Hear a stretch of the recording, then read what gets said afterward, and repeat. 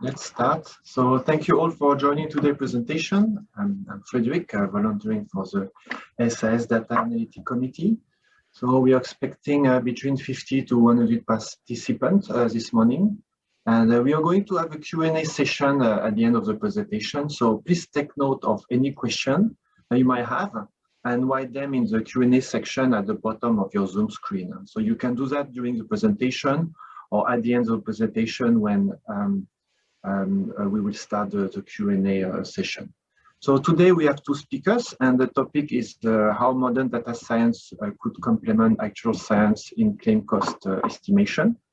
We have Jasper, you can see him on the screen here. So he has been working as an actuary in both life and GI insurance company for more than 8 years. He's graduated from the Australian National University and is a final year student in the SMU Master of IT in Business Analytics.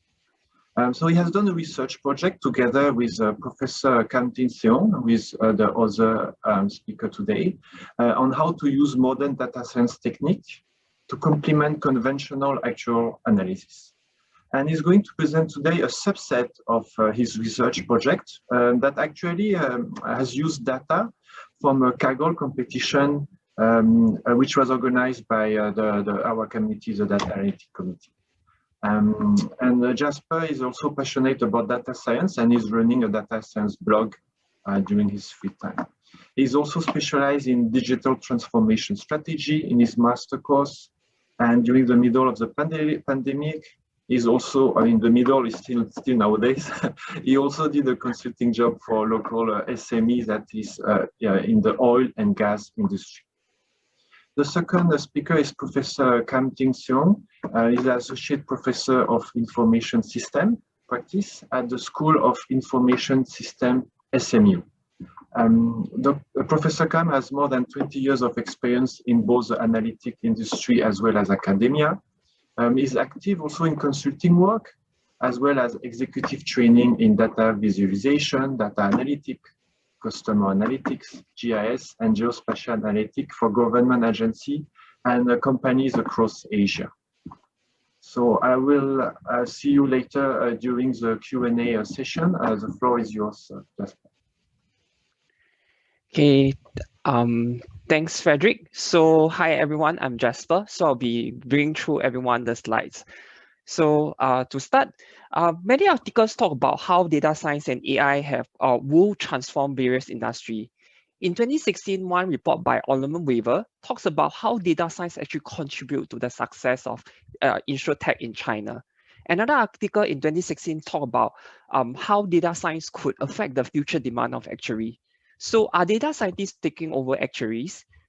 Fortunately enough, most of the articles agree that it's very unlikely that data scientists are taking over actuaries due to the complexity of the work. In fact, most of these articles point out that there's so much more that actuary could learn from data scientists to assist in our daily actual analysis. Below are some of the benefits that data science could bring to actual tasks. This includes things like improved data quality, new data sources, speed of analysis, new modeling techniques, new approaches to problem, and improved data visualization. Many of these articles also talk about how one could embark their journey on data science. Traditionally, for actuaries, we are trained in statistics and we have a deep domain knowledge in insurance industry. In order to become an actual data scientist, one would require to pick up some sort of programming language. However, programming language is just a tool. Most of the time, what is more important is how do we handle the data and what are the best practices of perform the different machine learning tasks. So this is actually how a typical data science project look like. So it always starts with importing the data, tidying up the data, transforming the data, visualizing the data, and after that, we'll build the different machine learning model. And note over here that this is actually a very iterative process. And once this is done, we'll communicate the result. Note that these packages shown above are designed to work together instead of some loosely designed packages. So over here in my sharing, I'll be focusing on how do we use these modern data science packages to build the machine learning model. So if we will double click down this modeling, This is actually how the typical modeling process look like. So you always start with performing exploratory data analysis. And after that, we'll perform some sort of initial feature engineering, and we'll build different model. And then after that, we'll perform some sort of model evaluation. And then we might go back to the previous step to perform even more feature engineering or perform feature selection. Then we'll build refined model and perform the final model evaluation, and we'll select the model to roll out for production. However, the issue with some of the open source software, right, is because conventionally one would use independent packages to help them in their different machine learning tasks. The issue with this open source software, as you can see over here, these are all the different independent packages. As you can see over here that all of them are trying to do the same thing, but however, the model interface look very different across the different packages. And often the output from all these packages is also in a different format. So this can be a stumbling block for the user to use R to perform machine learning analysis. Sometimes the inconsistent issue also happen within the same package as well. So over here, we'll be looking at this example shared by Matt Kurt, who is the author of Tidymodels and also the author of our Carrot package. He actually shared this example during his Tidymodel sharing at one of the R user work group. And this example, we'll be looking at this GLMNet example. So GLMNet is actually a package that allows one to feed a regularized generalized linear model. The prediction of the output from this package can come in various formats. So as you can see over here, if we want to predict the type of class, so the output will be in this vector format. And if we change the class into response, it will give us in the matrix of probability as you've shown over here. However, if we change the prediction from 2 classes to 3 classes, the output is no longer in a matrix format. This is actually in a 3D array format. And in order to extract some of the information out from this output, it will require us to do some sort of transformation to get the information. Perhaps the better way of illustrating the output is in such format. So this is where actually Tidymodels come to rescue. So the author of Carrot package or the author of our method mentioned earlier on felt that there should be a better way of us performing different machine learning tasks. So Tidymodels is actually a collection of various machine learning packages that ranges from data pre-processing, model building, and model evaluation. This package actually provides us a very unified interface to perform different machine learning tasks. And instead of reinventing the wheel, this package actually functions as a wrapper to wrap around the existing package. So as you can see over here that this is the different machine learning step mentioned earlier on. So we have the pre-processing, the train, and the validation. These are the key packages under the Tidymodels that help us in the different part of the machine learning task. The R sample will help us to split the data into the training and the testing data set. The recipe will help us to define what are the pre-processing we need to do in our data. And the parsnip package provide us a very unified interface for the different machine learning model. And the yardstick package will help us to provide us to some of the model performance matrices. So later on, I will be illustrating on how that the code and how easy it is to use Tidymodels to perform the different machine learning tasks. And note that these packages are the recent project by RStudio to look into how these packages could better support the user in perform different machine learning tasks. And also the cool thing about these packages is they are following this tidy data concept. So you'll be asking, what do you mean by tidy data? So this is actually a concept introduced by Haley Wickham, a chief scientist at RStudio. So this is the definition of the tidy data. So each variable must its own column, as you can see over here, and each observation has its own row, and each value must its own cell. So you might be asking, so why is this tidy data concept important? So if all the function, the output from all the function is in this predictable format, it's actually quite easy for us to join the different function together, or even pass the output from one function to another function without needing much data transformation. Unlike working with untidy data, often we are required to do a one-off transformation and a one-off approach to transform the data into a required format by the next function. And this actually, most of the time, is hard to reiterate and reuse this function throughout the analysis. So to set up some context for these actual use cases, so I'll be using this worker compensation insurance data from Kaggle. So this is actually, as you can see, this is the link to the data set. So this is actually a snapshot of the data. So as you can see over here, that inside the data, there are claim number, some of the date time information, and some of the insured information such as age, gender, marital status. Then they also contains information such as what is a claim description. So this is a free text field, and also it also contains like what is the initial estimated claim amount when the claim is being filed, and also what is the actual claim amount when we receive the claim. So over here, this will be our target variable to perform the machine learning task. And note that this competition has actually closed 2 weeks ago, but according to what I understand from Frederick, they will open up for this competition for future learning purposes. So you can actually go to the website to check out more if you want. So first, to begin our data machine learning task, first I'll read in the data by this read underscore CSV function. So I'll first read in the data, and then I'll pipe it to drop the missing value. So once this is done, I'll use the initial split function, as you can see over here, to split the data into training and testing data set. So I have indicated that the split should be 60-40. 60% will go into training data set and 40% will go into testing data set. And this will be actually my target variable. So this init ultimate difference is actually the difference, the claim difference between the initial estimate and the actual claim amount. So later on, I'll explain why I have actually used this as my target variable. So once this is done, I'll be using the training and the testing function to carve out the training data and the testing data set. So once the data set are being set up, so I'll start defining what are the pre-processing steps that I want to do. So this is actually a high-level view of the different pre-processing steps. So first, you specify what are the variables. That includes what are the formula for the machine learning model and what is the data set we should be using. And also, then next step will be the different pre-processing steps that we will be doing. Then we'll pre-process the data by using this prep function. And if we want to apply the pre-processing on another data set, we can actually use this big function.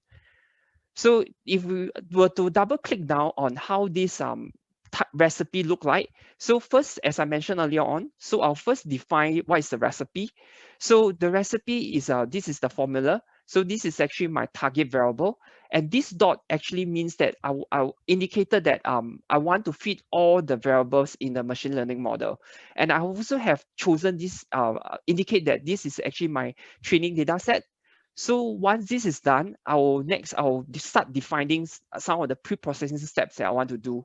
So over here, I have used this step date function to allow me to extract the year, month, and the day of the week from the date variable, as you can see over here.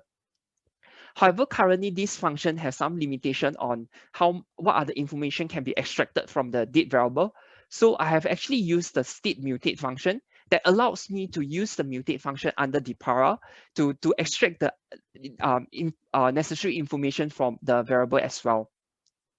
So once this is done, I will check the data type, because often if the data row and the data type is in this incorrect format, it might affect the model performance. So to do this, I'll use the update row function to update the two date variable into this row ID so that the model won't use these two variables to feed the model later on. Then after that, I will use this prep function to pre-process the data. So as you can see over here, that this modeling approach has effectively allowed us to modularize the different functions and chain them together. So you can imagine it as the different Lego block that we can stack on top of one another, and this will create the recipe or the different pre-processing steps that need to be done for this model. So once the recipe has been created, so we can actually call the recipe object, as you can see over here. So you can see that the input contains two ID variable, and there's one target variable, and there's 16 predictor. The output also contains how many data points there are in the data set. and also whether is there any missing value. The output will also summarize down what are the different pre-processing steps that we have indicated in the recipe function. So once this is done, we can also pass it to the summary function to summarize down what are the key information under the data set. For example, like what is the data type, whether is it a numerical variable or nominal variable, and then what is the role of the variable. And also, like if say this field is a derived field from the existing variable, so this will show a derived instead of original. So the summary function actually provides the user a quick overview of the data type before we proceed and build the model.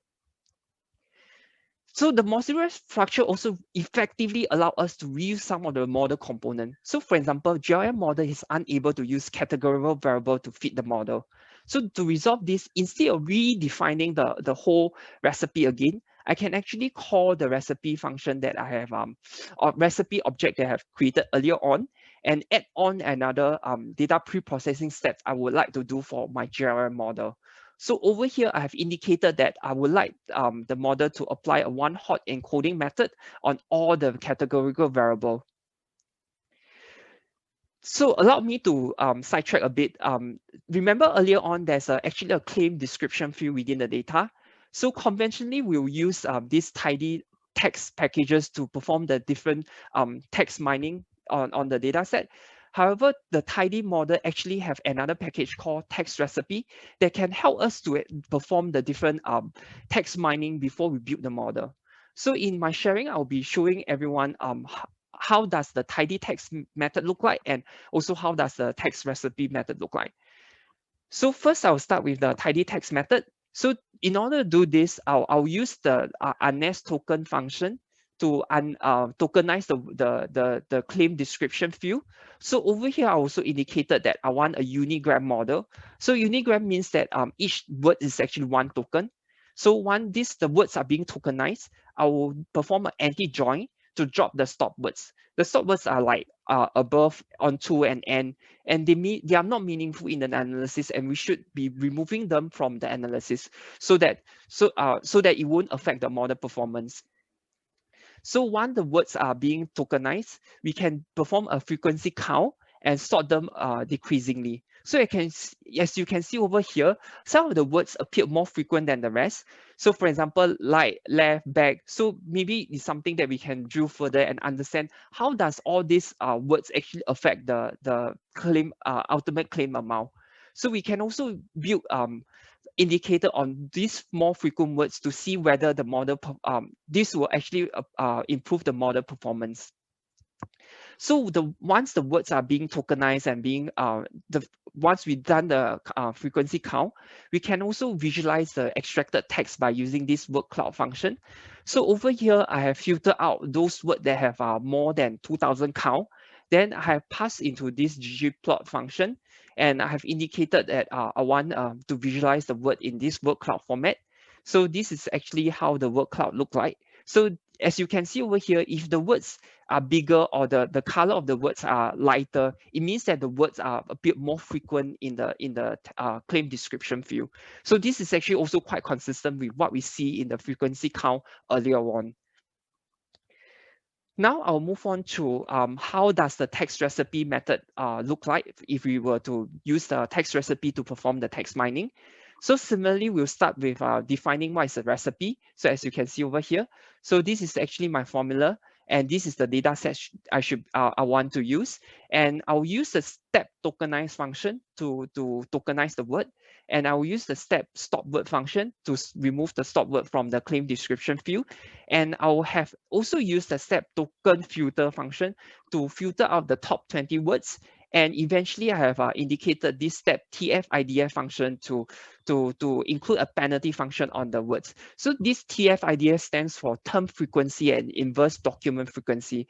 So what it does is actually include a penalty function on the word if the word appear more frequent than the rest of the word. Because the key idea is if the word appear more frequent than the rest of the word, means this word is unlikely to carry a significant meaning in the document. So as you can see over here, this approach is actually consistent with the recipe package on how we prepare and pre-process the data. And it's also an easier way to understand and clear to us that what are the different variables need to be pre-processed. So more explanation on the different text mining techniques and how they work, do check out their website for more information. So once the different pre-processing steps are being defined, I will start selecting the different model to build the different machine learning model. So I'll be using this parsnip model. This parsnip model actually provide a standardized interface for fitting the model and making the prediction. So now I would like to go back to actuary's most beloved model, which is the GLM model. So conventionally, as you can see over here, so we'll define the target variable and also the what are the predictor, and we'll put into the machine learning model function, as you can see over here. However, for Tidymodel, it's actually a more modularized structure. So first, we will define what is the model we want to build. So over here, I have indicated I want to build a linear regression model. Then after that, this step mode function is actually what type of data science problem are we solving? Is it a regression problem or a classification problem? Then after that, over here, I have used this set engine function to indicate what is the R packages I want to use.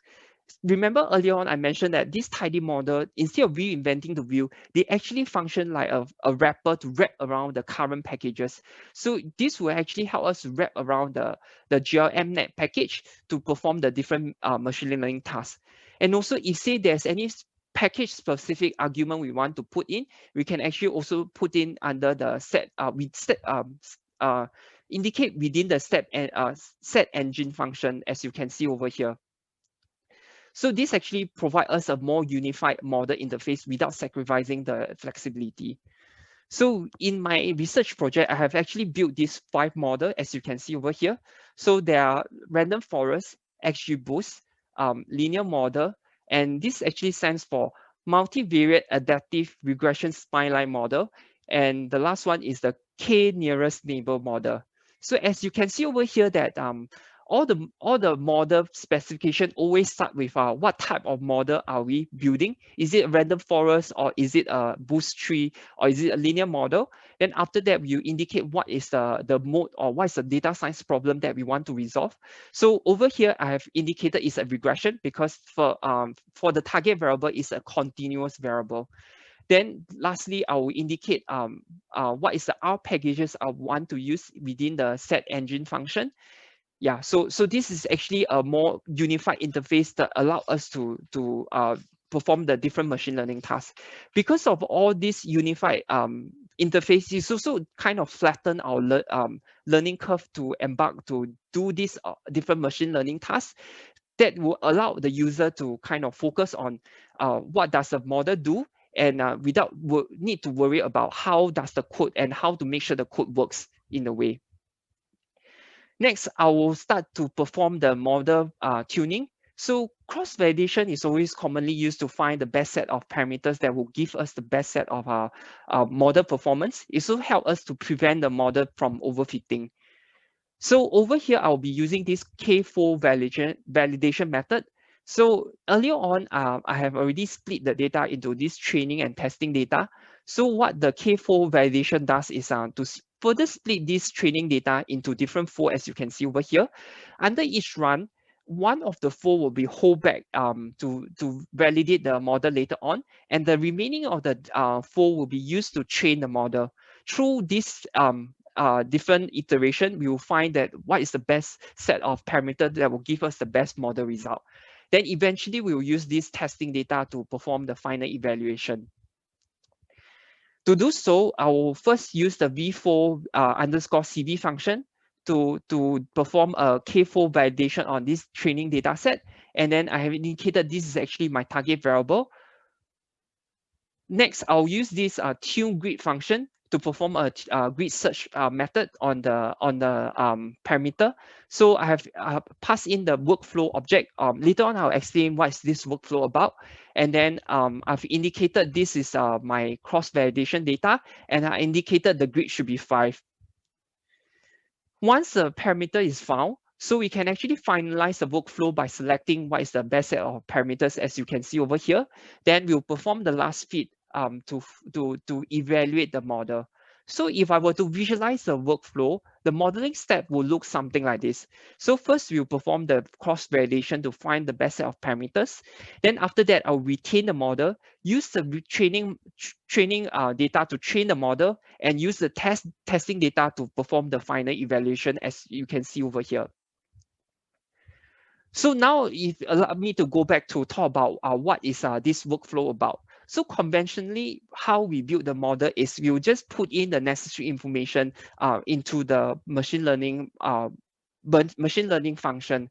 However, the issue with this approach is a lot of times, if we want to change some of the information within the function, we need to recreate the object again.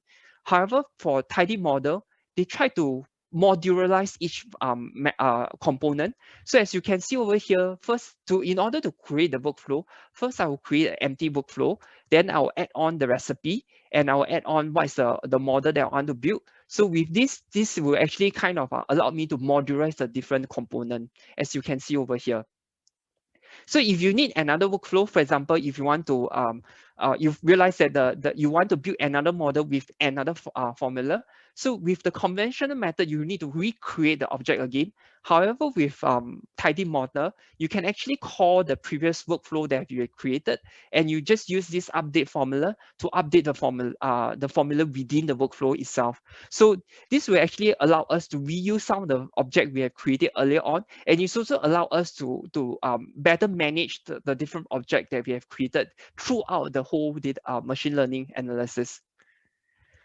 So once the workflow is being created, we actually can call the workflow object to take a look on what are the different information within the workflow. So the model you can see over here. So I have indicated that I want to build a linear regression model. And under the pre-processing, these are the different pre-processing steps that I indicated earlier on. So the step date, step mutate, and the step dummy. So for the model, you can see that this is the two parameters I indicated I want to tune, and also what is the R packages I want to build. So this actually allow us to have a one-shot view of what we have defined earlier on. So if you are very confused at this point in time, worry not, because our studio actually have a package that allow us to generate all the necessary modeling template for the user. So as you can see over here, there's this use ranger function. So this is actually the function to help us to generate the output or the modeling template for random forest. So what we need to do is just to indicate the formula and what is the data set, and it will help us to generate the output, as you can see over here. So for the form, as you can see over here, within the recipe, so it will contain the formula that we have indicated, and the data this is the training data. And the cool thing about this function is also when the code generate out the template, you also include some of the recommended pre-processing steps that based on based on the data we have indicated. So before we run the data, do remember to update the resampling, as you can see over here, to change to the resampling object we have created, and also indicate how much is the grid that we want. So once the model are being tuned and being fitted, so we can actually use the yardstick package to compare the model. So same as other packages under Tidymodel, the various model matrix under Yardstick also can have the same interface, allow us to look through the various syntax to calculate the model performance. First, I'll define what is the different measurement I need. So over here, I'll be using this root mean square error, R square, and the mean absolute scale error, as you can see over here. So as you can see over here that this is the tree interface for the different model matrices. As you can see that they have a pretty much similar type of model interface. So they always start with what is our data set. The truth actually means what is the actual value. Then estimate is just the predicted value. So this actually because of the similar kind of interface, it actually allows us to look through the different function to calculate what is the model performance. So as you can see over here, I have indicated this is the three model matrices that I want to do. So this is the three model matrices. So in order to calculate the model performance, first I'll collect the different prediction value from the fitted model. Then I'll pass into this model matrix function and then I'll indicate what is the actual value and what is the predicted value, and I'll flatten the data set so that I can combine them as a tabular table. So as you can see over here that as I mentioned earlier on in my research project, I have fitted these 6 model. So which is the random forest, XGBoost, GIM model, linear model. This Earth is actually represent the multivariate adaptive regression spineline model. This is the K nearest model. As you can see over here that the different model performance results are quite consistent with one another. And all of these matrices generally agrees that random forests have the highest accuracy, because as you can see over here that it has the lowest RMSE and the lowest MASE, and it also have the highest R square over here, as you can see over here. In this research project, I'm also interested to see what if I build a model without performing any data cleaning. So over here, I have built 2 different models, one with data cleaning and one without data cleaning. So this is actually the model without data cleaning. This is the model with data cleaning. So as you can see over here that the RMSE actually improved a lot after I performed the data cleaning. In fact, this RMSE is about only 4% of the RMSE of the model that without performing data cleaning. This is because within the data, there are unreasonable value and outlier within the data set. So this below is just one example of the unreasonable value. So as you can see over here that the hour work per week, the maximum value is 640 hours. But however, within 1 week, this can only have maximum of 168 hours because 24 times 7 is 168.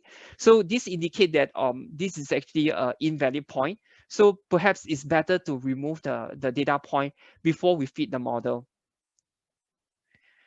Remember earlier on, I also mentioned about like how I chose the claim differences between the initial and the actual claim amount to be my target variable. So over here, I also have built 2 models. So the first model is what if I predict the ultimate claim cost directly. The other one is I try to predict how far off is the initial estimate is from the actual claim amount, as you can see over here. So this is the one I predicted based on the ultimate claim cost directly, and this is predicting on the claim differences. So as you can see over here that the RMSE actually have improved slightly if I were to model on the claim differences. Note that this doesn't imply that we should always model on the claim differences, just that this is where we can actually put in our domain knowledge to try to see from different angle how could we perform this machine learning task to see how we can better predict the claim cost, to see which method or which way of analyzing the problem could give us the best result. So over here, I also have built 2 models.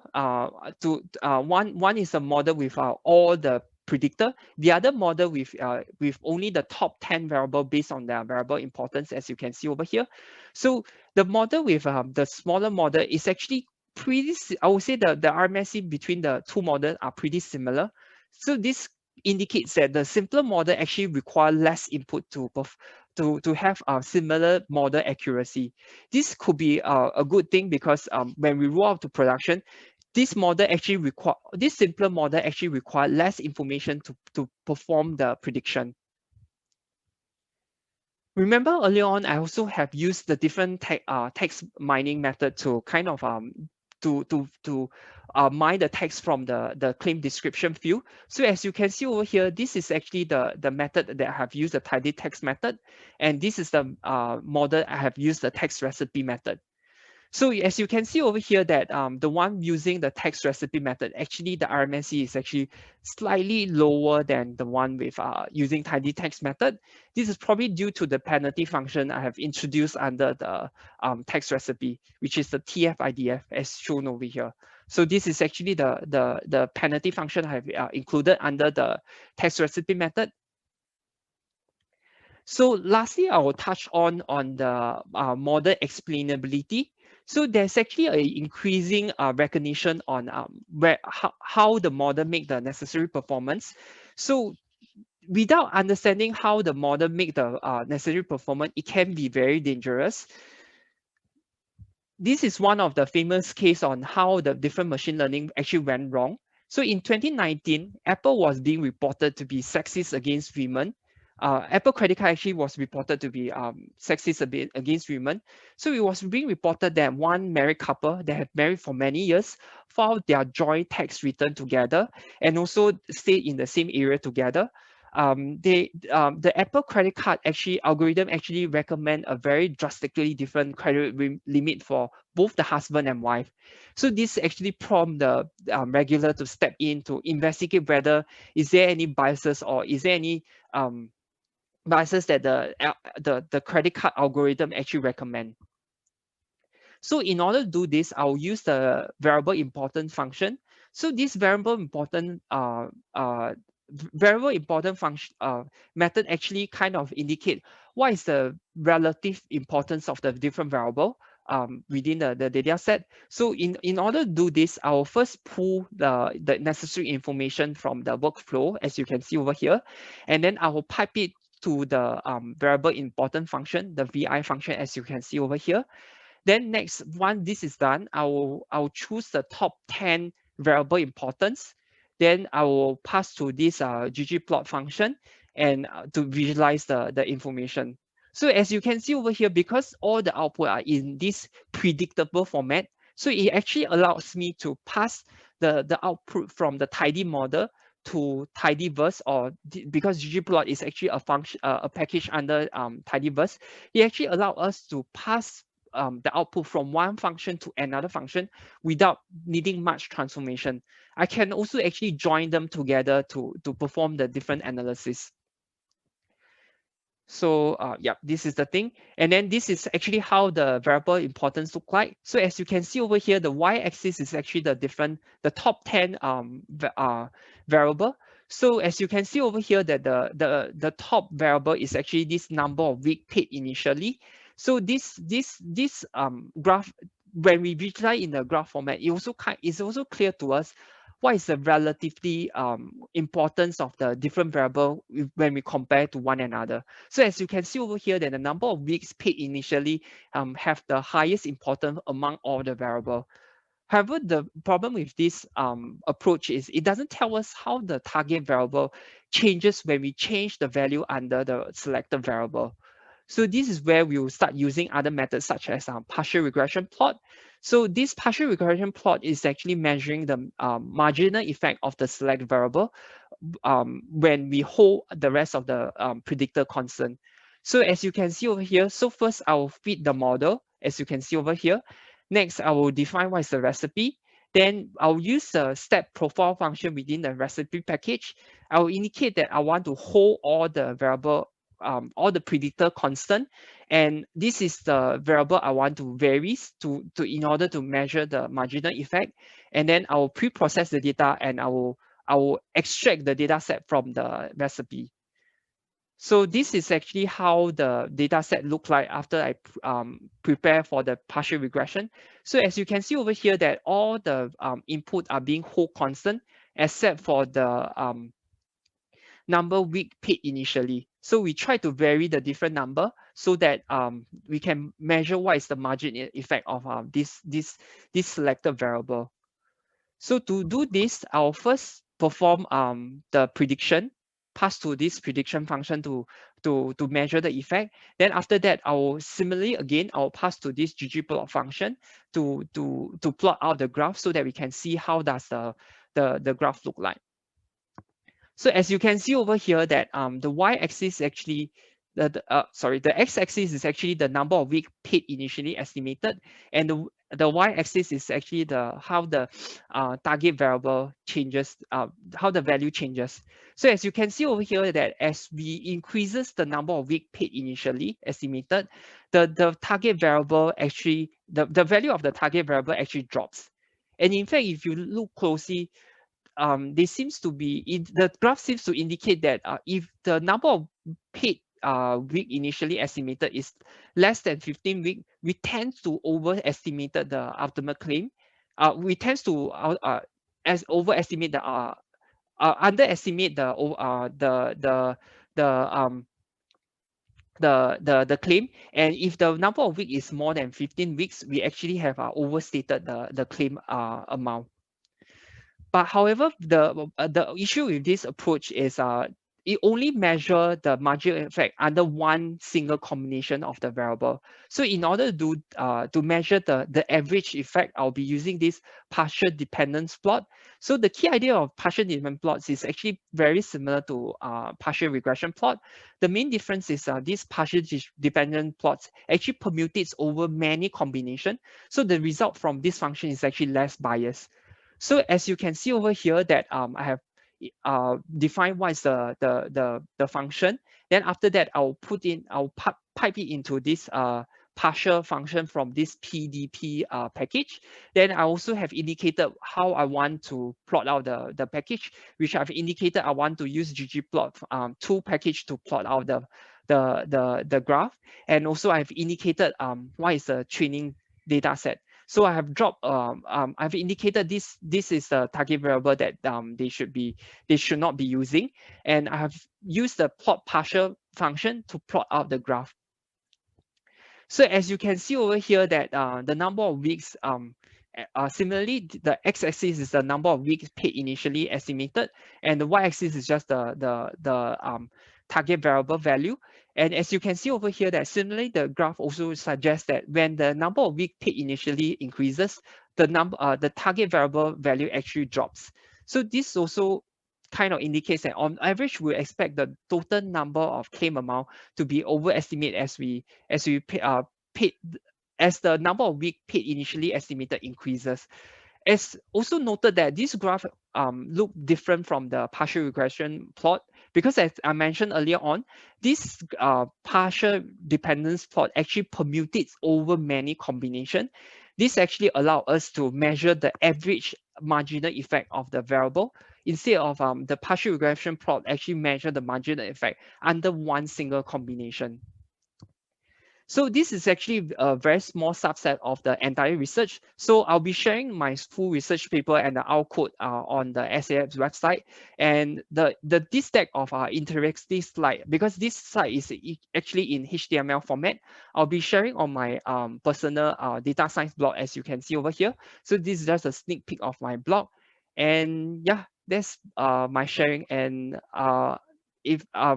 thank you for listening to my sharing, and I'm happy to take a few questions if the times permit.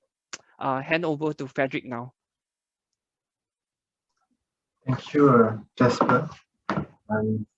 Quite a heavy presentation. I had issue to follow everything, but let's start with the question. So we do have a question regarding the availability of the slide. So I'm going to put now on the chat for everybody, I'm going to give you two links. So the first link is where you will be able to find the presentation that you just saw. Let me paste it here. Here you go. And the video will also be shared on the SAS YouTube channel. Here you go. Then I will start with a macro, and I will zoom in the macro question. Yep. There is a question from Michael. I like the idea of a standard way and having best practice of writing codes. Is there a one-stop location where I can find all these codes? So if you want to share this code, Jasper, you could put it here. It's up to you, Jasper. Actually, I have one slide on this. So basically, I'm actually using this Tidymodel approaches of writing the code. So in fact, I actually have summarized down over here. So you can actually refer it in the presentation slide. Does that answer the question? I think so, yes. We have a similar question for Mark regarding the code, if it will be available on GitHub. So I think that's the same question. So here you can take note of the link that you can see yep. Here. So I'll be sharing the whole entire code on on my GitHub, because I think currently the file size, I just realized last night, was crazily big. So I think if I put it on SAS website, it might crash. But what I will do is I will provide the link to my GitHub on SAS website, so you can actually go to my GitHub to access the code after the sharing. But do allow me to tidy up a bit, and then I will let the organizer know once the file are ready. Okay, so we will put it on the same link I put on the chat, and the website finishing by presentation. Yep. Okay. Now some more technical question from Joshua. Are we able to tune the hyperparameter as well? Tune what parameter again? The hyperparameter. So I guess this is referring to the third tier of your presentation, maybe around slide 40 or something around that. The answer is yes, because this is actually where the cool thing about Tidymodel. So they have actually thought through all the different key functions that the user need when building the model. So to tune the parameters, right, what you can do is to just indicate that in your hyperparameter, right, just use this tune function to tag the parameter, or to indicate that this is the parameter you actually want to tune later on.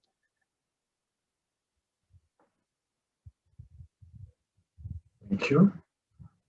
There is another question, and I think Professor Kam is typing, so I still say it verbally in case, Professor, you want to reply verbally.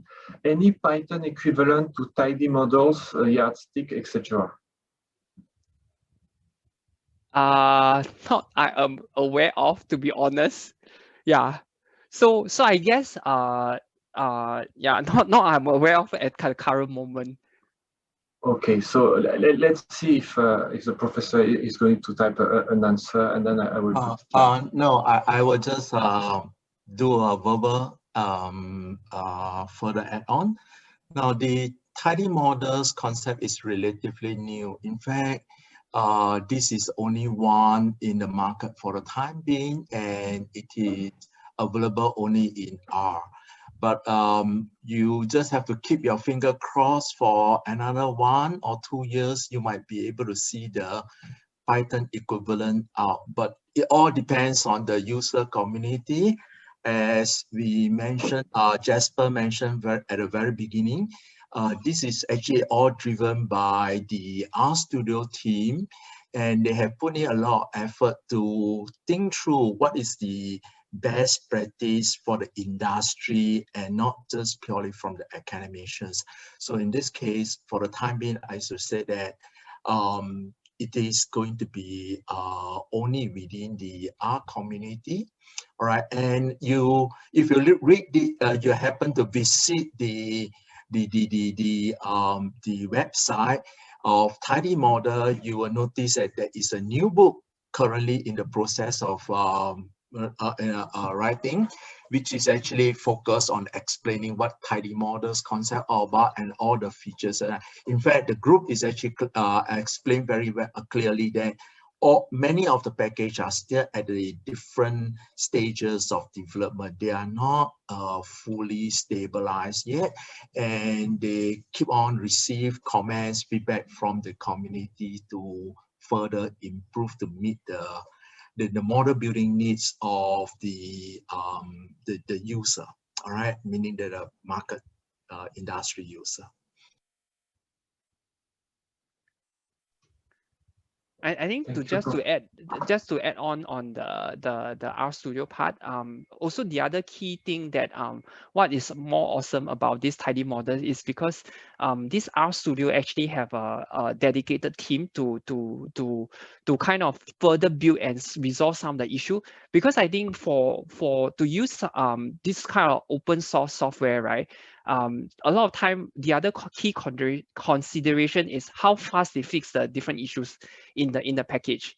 Because if you look at their GitHub, sometimes you can tell that the model is a bit lack of so-called like maintenance in a way. So you definitely don't want to fall in the scenario whereby you have used the packages that's a bit outdated and no one really maintain it. Then when you have issue, then you have you might not get the necessary support that you want. However, for Tidymodel, because there's actually a dedicated team in our studio that help them to kind of further develop and maintain the model. So I will say that this is I'll recommend this package to start with in a way. Yeah. Thank you, Professor and Jasper. The next question is from Denise. May I ask you why you use R squared instead of adjusted R squared? And is it possible to use other model selection criteria like AIC or BIC? Okay, so okay, this is the part that the way how our studio actually define. This is actually adjusted R square. For the traditional R square that we understand, right, is they call it traditional R square instead of R square. So this is actually the adjusted R square, yeah. So I think they definitely we are able to use AIC and BIC. Just that I mean, for this purpose, I have used for simplicity, I've actually used these three methods to demonstrate how we can actually use the function to calculate the model performance. Definitely do check out on their website because they actually have a list of different model performance matrices that's currently supported by the Tidymodel. Yeah. Thank you.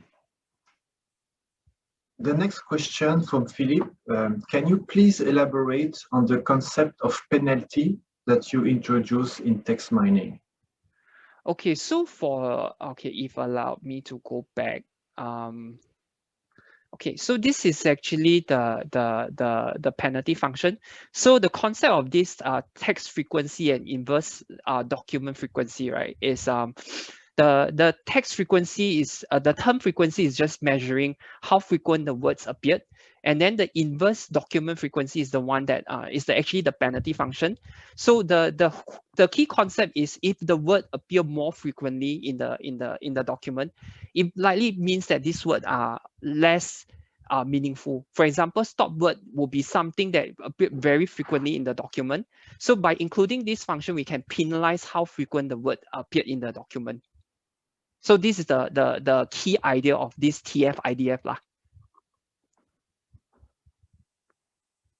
Thank you.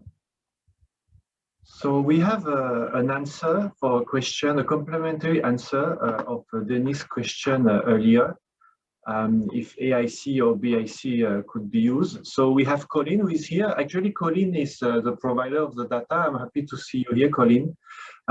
Is saying that AIC and BIC are not valid metrics for regularized model. So that's a complementary answer to Dennis' question. Do you want to elaborate on that, Jasper, or should I move on with the next question? Maybe you can move on. Okay. So I had a question, a more general question regarding text mining. Yep. I believe actuaries have been not using that so much. I do believe it can be a strong predictor, a bit for pricing or claims handling, like in this database here, the loss description.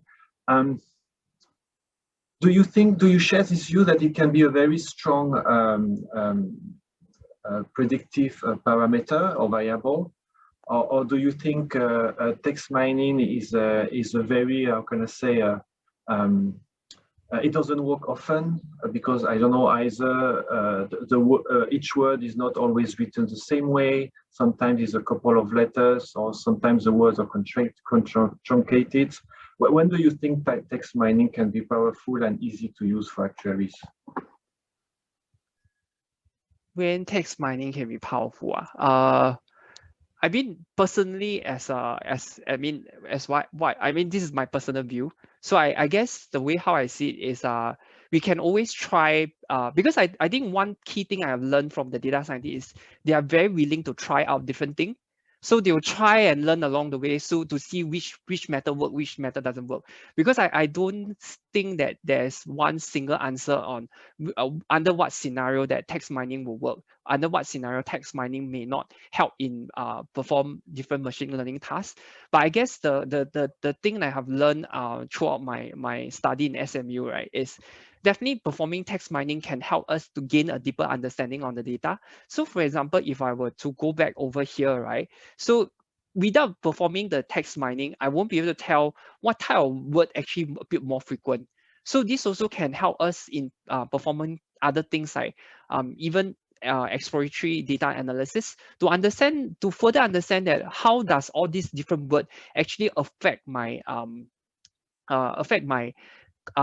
ultimate claim amount. So that will kind of help us to understand that, or is there anything we should take notice, or how does it affect the amount in a way.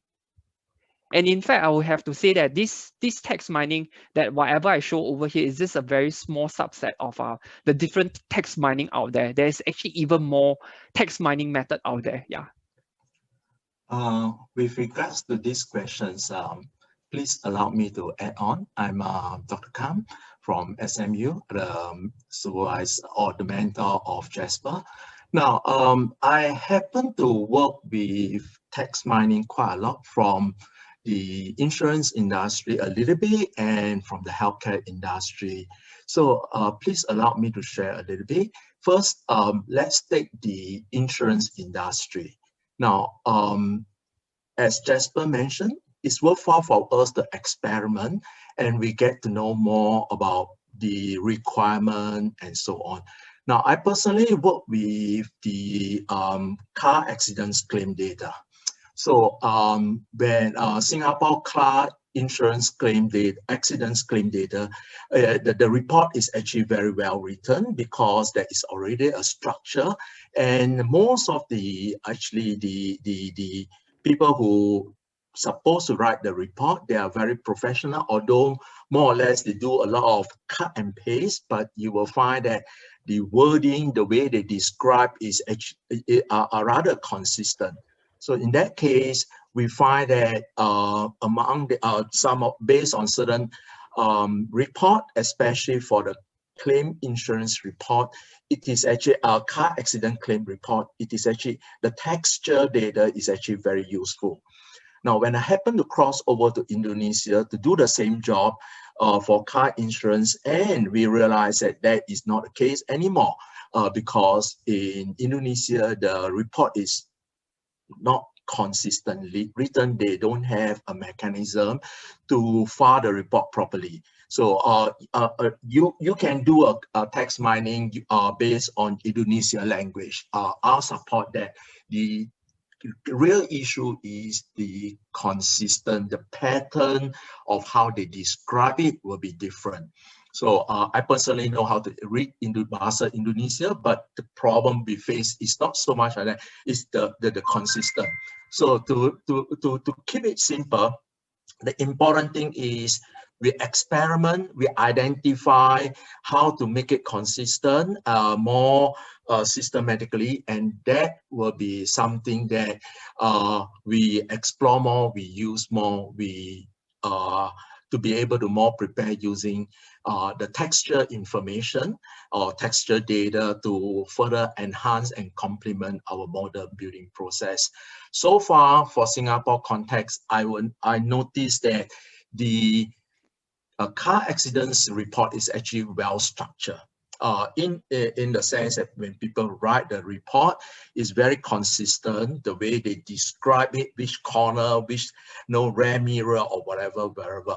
But when come to healthcare insurance claim, then that is a problem. I happen to work in that industry a lot, and practically everybody write their own way to describe the symptom, and so on and so forth. All right, even the same thing, all right, in terms of now, for example, operational care, operational claim, operation claim, basically we are talking about even a day operation claim. I read the report before, various, doctors and so on, when they write it, it's actually quite different. and it is very challenging. So I will say that now, so for my experience, eventually what we did is we recommend to the healthcare industry to to prepare a more standard template so that the doctor will explicitly fill in the necessary parameters, the requirement, indicators, texture. I'm talking about texture. Why the operation is required, and what is the justification of various medical needs to eventually lead to the overall cost of the day operation. That is my personal experience that I can share with the community. I hope that give you some idea of potential use of texture information, and also what are the things that we can from your industry, what are the things that you can recommend to your your client, which is the healthcare industry, to better work together. Okay, thank you. Thank you, Professor. So we don't have any more questions. I'm going to share on the group chat, on the chat, sorry, not the group chat, 2 links. So the first thing is a Kaggle competition itself. In the discussion, there are like 20 discussion or so. In 4 or 5 of this discussion, you have a lot of documentation.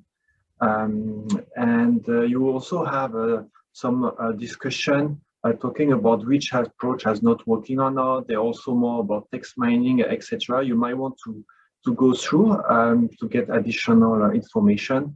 And this competition is closed like 2 weeks ago. We are going to communicate further soon about the winner, and you might see some of the winner presenting in the coming year regarding this data. And in 1 month or so, we will open again the competition, but it will be more in-class kind of training for you to test. The other thing I wanted to share with you is that right now I do some publicity for the data analytic committee. So we are looking for volunteer nowadays. So please have a look on this link that I'm sharing now. So you can see what the data analytic committee has been doing, and if you're in your interest to join us, so you could write an email to Patsy, and then she will forward me your interest to join us.